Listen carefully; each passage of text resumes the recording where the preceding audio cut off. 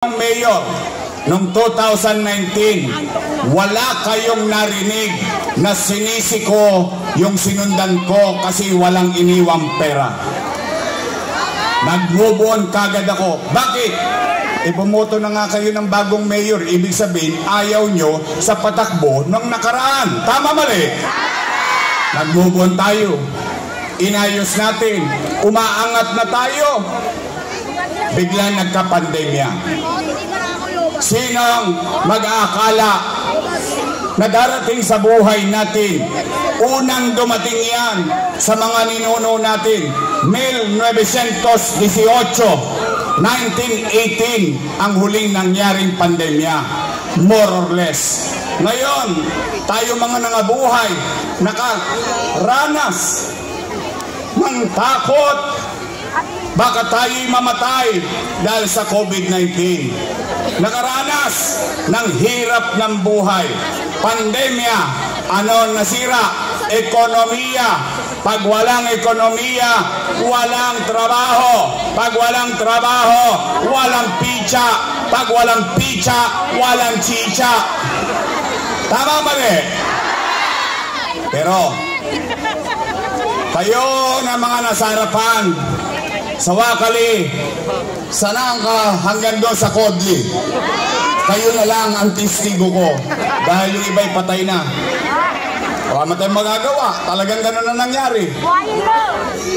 Kayo na mga naparito, at least kaya nyong sabihin sa mga salinlahi natin na noong pandemya, walang nagutom sa lungsod ng Maynila. Mayaman, middle class, mahirap, pantay-pantay, buwan-buwan, may food box. Sa Quezon City, sa Makati, o sa amang parte ng Metro Manila, ano meron?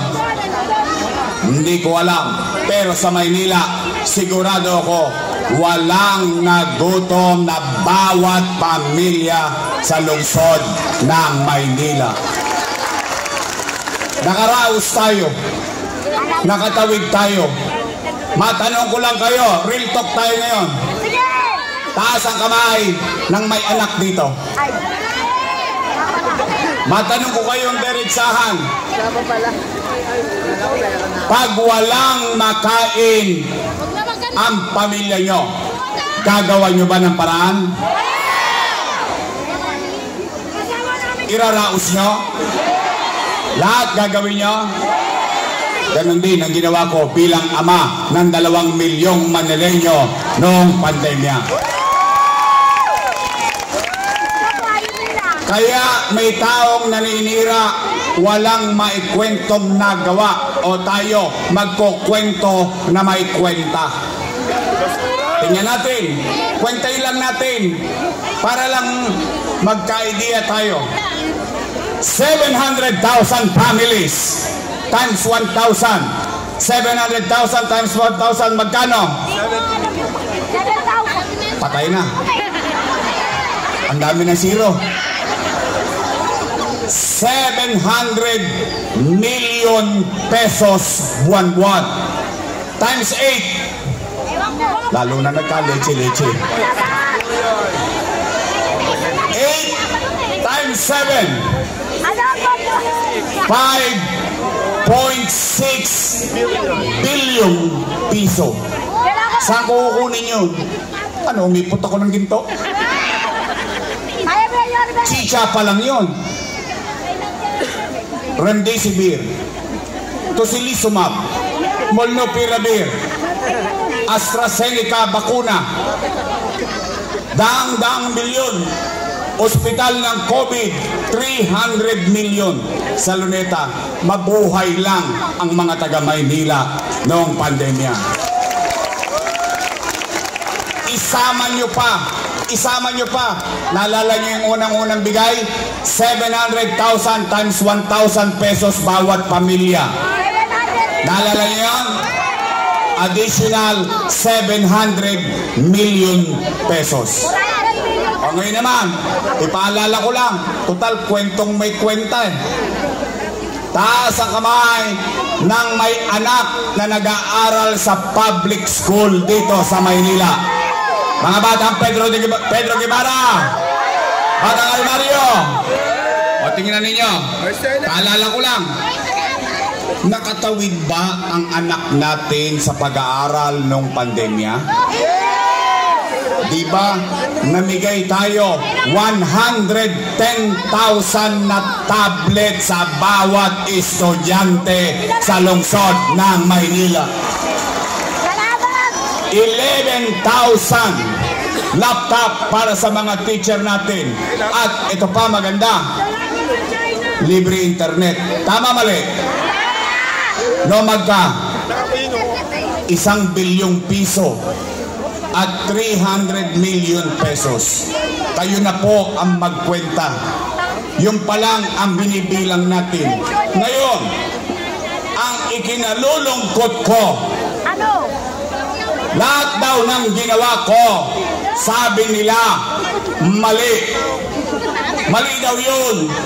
Mali daw magtayo ng 10-story fully air-conditioned public school na Rosauro Almario Elementary School. Mali daw magtayo ng binondominium para naman na sa ganon kahit bumagyo, kahit uminit, ang tao natutulog ng panatag ng maayos. Saan ka nakakita? Dati, lahat ng bukol inabot mo sa untog. Pagpaakyat ka na sa segunda. Ngayon, squatter ka lang dati, papindot-pindot ka na lang. 15th floor, please. Malinaw yun! Malinaw yun! Malinaw yun! O sige, pagbigyan natin sila. Kung ako'y mali, di mali din sila. Kasama ko silang gumawa nun eh. Tama ba? Mali pala, ba't yung inaprubahan? Lalo na, kayo mga taga 3rd District, yang si Chihuahua. Kilala niyo si Chihuahua? Siya majority floor leader nun eh. Mali pala eh. Ba't yung inaprubahan? Tama mali?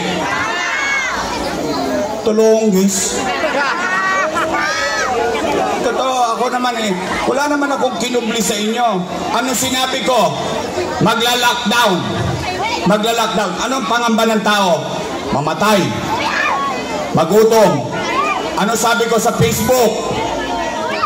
Mga nanay ko, mga tatay ko, mga lolo't lola ko, pumanatag kayo.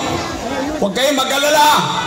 Pag ako, wala nang maibebenta, wala nang mautangan, nakita niyo itong relo na ito, ipatatas ako to kay tambunting makaraos lang tayo. Tanong, mga batang Maynila, dyan sa Kodli, sa Harapan, sa Wakali, sa Nangka, nakaraos ba tayo? Ba't sila nagrereklamo maraming utang? O ngayon, puro na lang utang.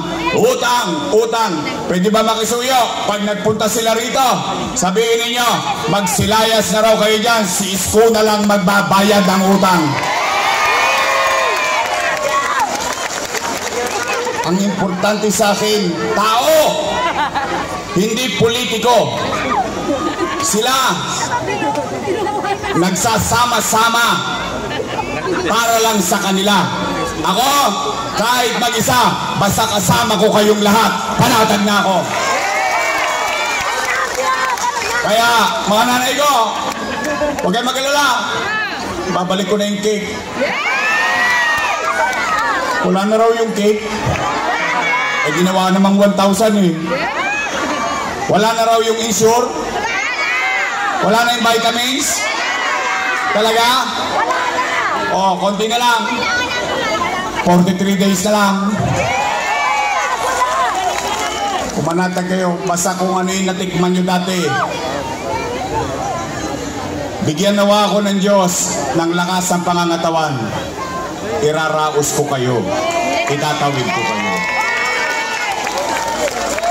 Ngayon, mga nanay ko, mga tatay ko, gusto niyo pa ba akong bumalik? O sa akin nakakita ang kandidato, inaakusahan pero umaamin. Eh bakit?